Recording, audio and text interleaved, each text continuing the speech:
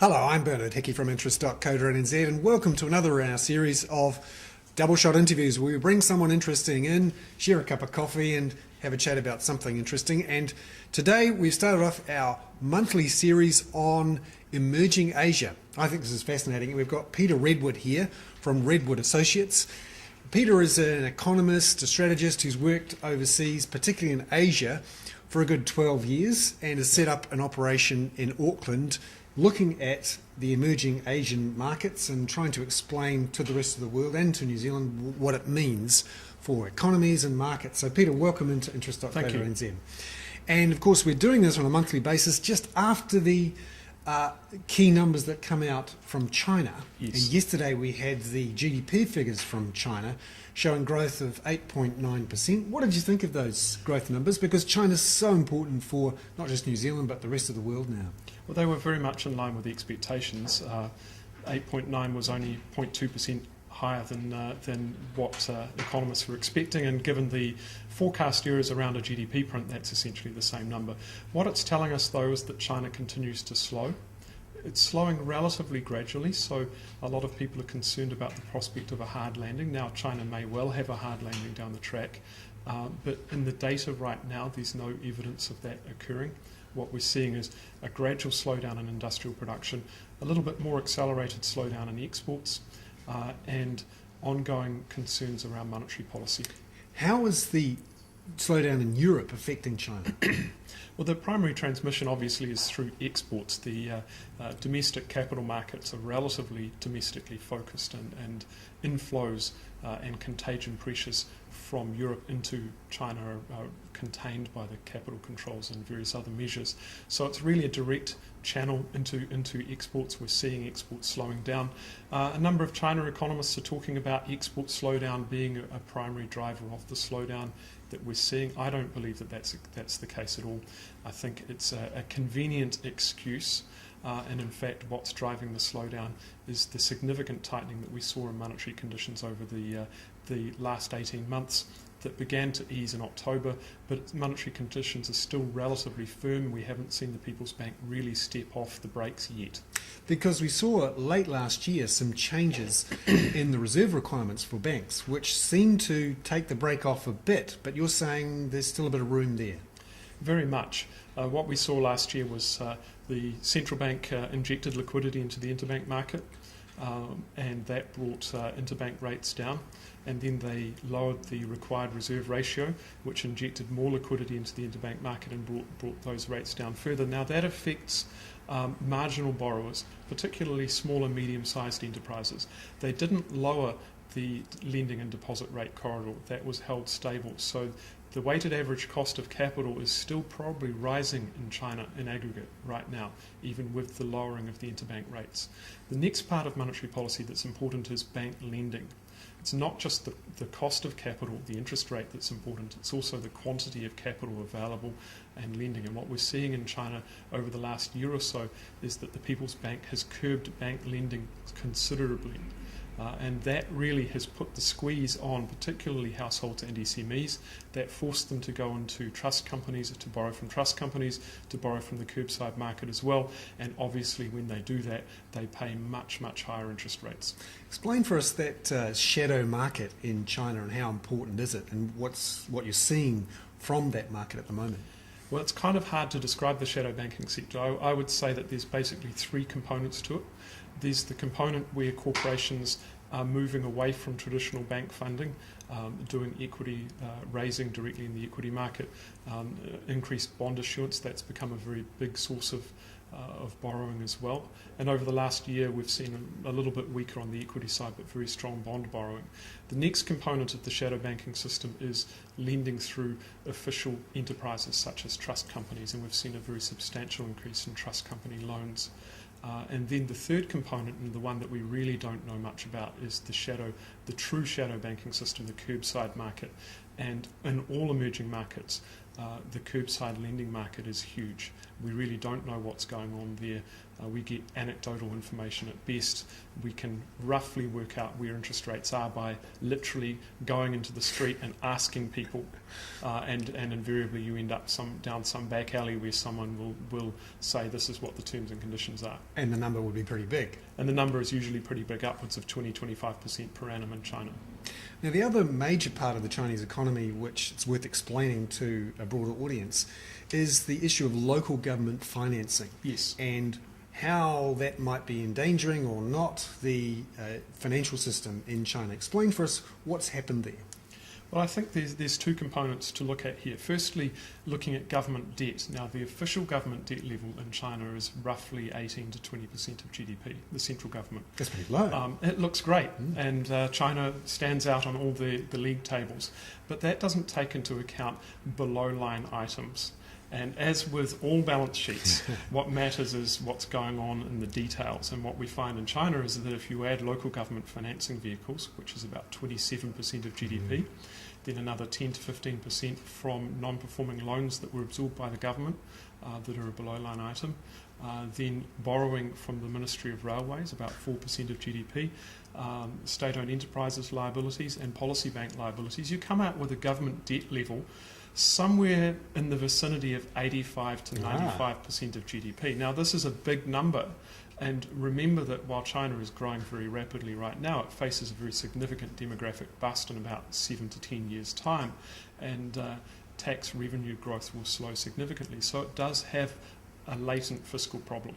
But people who say China has got no problems says, but look at the non-performing loans from these local government vehicles. No worries there.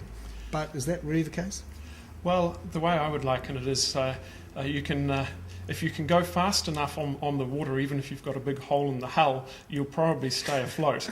And in China's case, it's very simply that because the nominal economy has been growing so rapidly over 25, 30 years, averaging 10% per annum since the early 1980s, it masks a multitude of sins.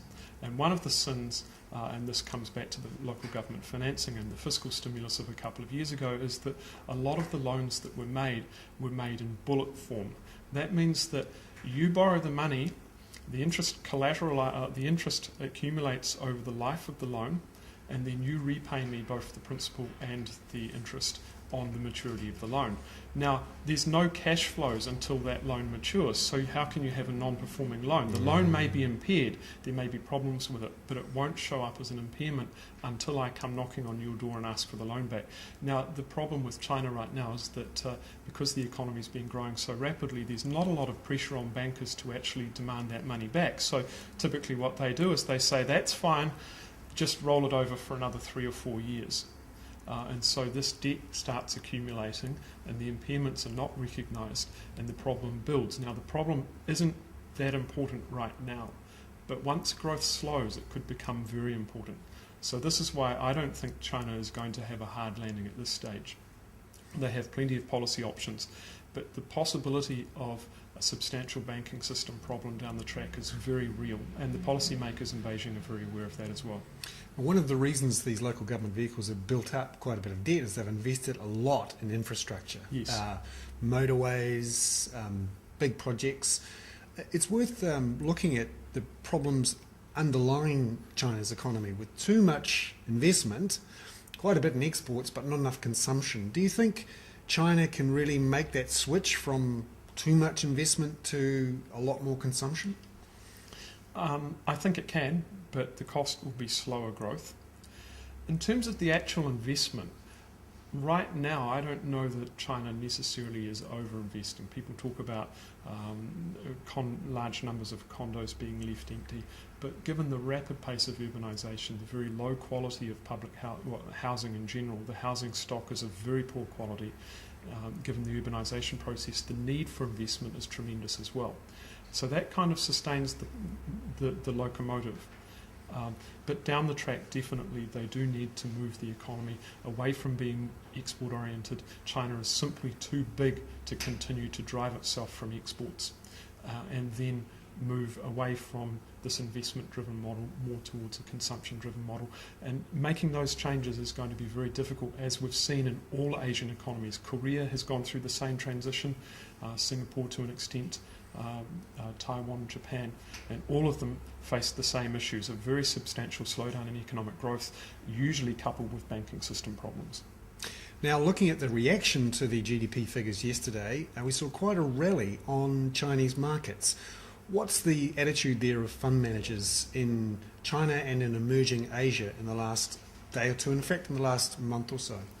Well, I think most fund managers, you only need to listen to the news, and it's very bleak out of Europe, and the bad news just doesn't seem to stop, and I think that has affected people's psychology, and people were obviously very badly hurt by the by the 2008 recession, and so there was a natural instinct when people started seeing liquidity conditions tightening in Europe. Here we go again, 2008 redux. And then, of course, a lot of commentators came in and said it could be worse than that. So we've seen a fairly substantial build-up of cash positions by fund managers. We've seen hedge funds typically trading the markets from the short side, and the reality is that the US economy is performing better than expected. The Europeans have opened up funding through the ECB to the banks, and we've seen a huge amount of lending to the banking system from the ECB in the last couple of weeks, and that's in turn spilling over into a compression of spreads, and that's forced these fund managers to come back in and buy assets and hedge funds to cut out their short positions. Now, yesterday's move in China was, I think, a little different to that. There was an element of that, but the other element is we're seeing interest rates in the interbank market skyrocketing in advance of the Lunar New Year, and that's causing a very short squeeze in liquidity right now. And because the numbers were generally in line with the expectations, there's a perception that the People's Bank is about to ease monetary conditions, and so there was a liquidity expectation-driven rally. Now, looking at currencies then, we've seen Asian currencies, and in particular risky type currencies, growth currencies, including the Australian and New Zealand dollar, firm in the last wee while. In fact, New Zealand dollar up over 80 US cents. Yep. What's the prospects then for these growth currencies, given that investors seem to be willing to put some risk on and a bit more confident about Europe and about China? What's the prospect there? Well, I think the prospects are quite good, actually. If you look at if you pick up any newspaper right now, it's saying the dollar's strengthening. Everyone believes the dollar's strengthening, and it's a myth. The dollar is actually falling. The problem is that people look at an index called DXY, the narrow US dollar index. Now, that index has 57% weighting on Eurozone, and another 25 or so % weighting on other European currencies. But the US major trading partner is in fact China. And then Mexico and Canada. Once you adjust the basket properly, what you find is that the dollar has actually weakened year to date, even with the euro falling about 3 cents against the dollar. Firstly. Secondly, if you look on a broad base, almost every currency is strengthened against the dollar year to date except the euro. What we're seeing is not dollar strength, we're seeing euro weakness. We're seeing generalised pressure on currencies to appreciate, and this is another sign that we're seeing a recovery coming through. And in my opinion, on the economic side, yes, we're going to get bad news coming through from November, December Q4 numbers in a lot of countries, particularly the more industrialised countries in Asia are going to print pretty weak. We could well see a fall in growth in Korea, negative print in Q4, but this is an inventory-induced adjustment in manufacturing production. Consumption growth is soft, but it's still positive. The underlying economies are still expanding. Unemployment has barely risen. So what we're going to see is a temporary drop in output in Q4, and then a relatively subdued U-shaped recovery in growth from here. Excellent. Peter Redward, thank you very much for coming in from Thank you. Redward Associates, looking at emerging Asia and the strength in those economies there. We'll be back in another month's time to talk about these issues around emerging Asia after the Chinese New Year, and look at what's happening there, what it means for the global economy, for the economy in this part of the world, Australia, New Zealand, and markets more generally. I'm Bernard Hickey. That was another in our series of double shot interviews for interest.co.nz.